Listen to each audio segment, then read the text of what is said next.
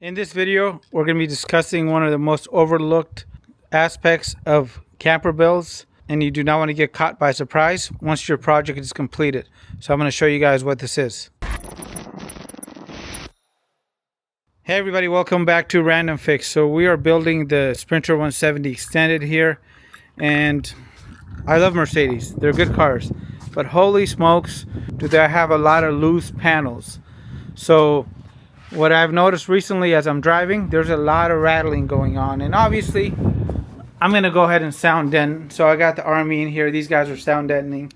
We got the Thinsulate going on here, and I got other good stuff up there too. So that's all insulated. The vapor barrier is done. But I wanted to discuss something that oftentimes gets overlooked, and it's gonna be the quality of the seams on the Mercedes-Benz Sprinters. So as I'm driving down the road, this panel right here makes so much noise. It's crazy. It's unreal. So I went ahead and sound deadened it, and this is a little bit better. But if you guys notice on your vehicle, certain seams will not be very well put together. So let me show you guys a few examples. So let's look at this seam right here. If you notice, this doesn't have a lot of sealer on the side, and I previously had a Sprinter 170 that was a VS30, and the whole side was wavy. And after I built the vehicle, I took it to Mercedes-Benz, and they wanted to go through and reseam the whole car, but I was done with my van build. So this time I'm not going to get cut off guard, and I'm gonna go and deal with this. It's very easy. You don't need much. What's up, buddy? I'm just trying to, I want to use the ladder, but I don't want to move your tool.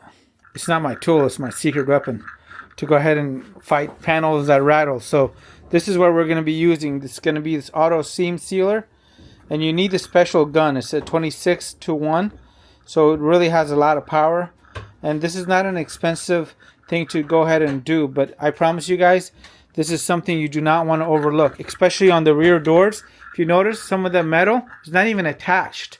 So if you go and try to pull on one of these edges here, they will literally come off. So do not skip this step. I'm going to go ahead and get this prepped, and I'll show you guys what I did and how easy this is.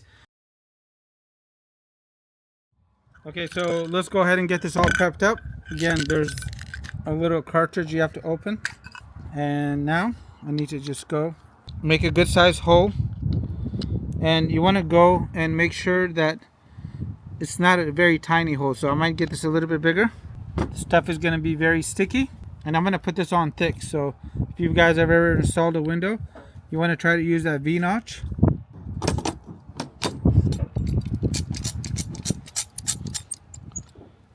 And we have a very windy day today, so I am going to have to go and show you guys while my son's recording. Ready to go? Yep.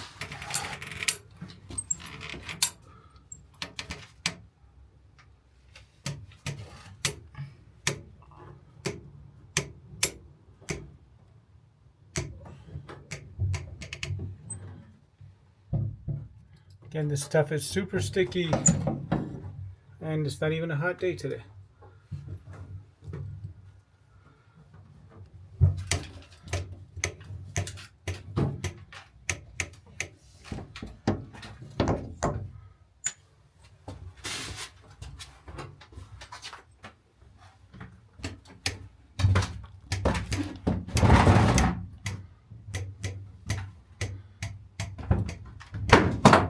Sorry about the noise, guys. This is a construction zone.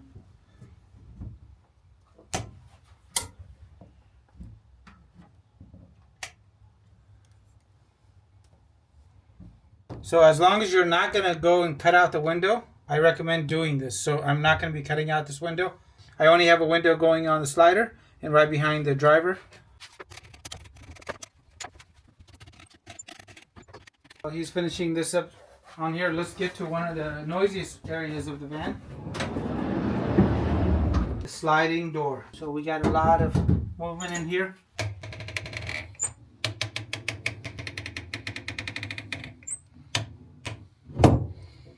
Again, I'm being a little bit more generous.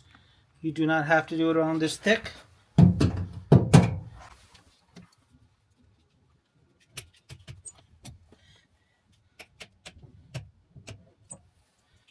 Anyway, hopefully this is helping you guys. If you guys want to see more content like this and you like van builds, make sure you guys give the video a thumbs up and hit the subscribe button.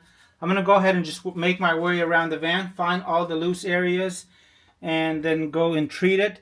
And if you want to really make sure you have a good finished van, do not put the clips back in the vehicle. Go ahead and use rib nuts. And in this vehicle so far, I have installed more than 200. You come and check the panel right here on the passenger side. And right behind the wheel, this panel, I cannot find any sort of sealer on the back of this. This is really disappointing. So I'm going to go ahead and address this now.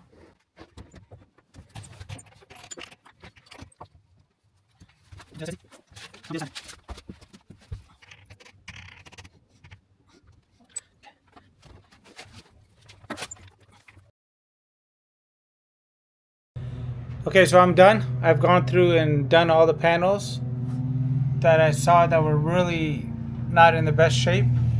And if you want to make sure to get every panel, you are going to need 2 of these. So be careful. This stuff is a little sticky, but I guarantee you guys for the 15 or 20 bucks, this is going to be well worth it, especially on the rear doors. Those rear doors are not attached at all. So the seams on the Sprinter here are horrible. I've gone through and put down some extra beads, and you can notice that right there, that's shaking right there. So I should have put one more bead on there. And I've gone through 2 tubes so far. This stuff is really nice, and I might have to do a 3rd tube, but every time I drive I find a new rattle and then it takes care of it. I went through and did some of these yesterday, and I'll give you guys some tips at the end. Hey guys, I just wanted to give you a quick update on the seam sealer video. So when you're doing this, the most important thing to do is do 1 tube at a time.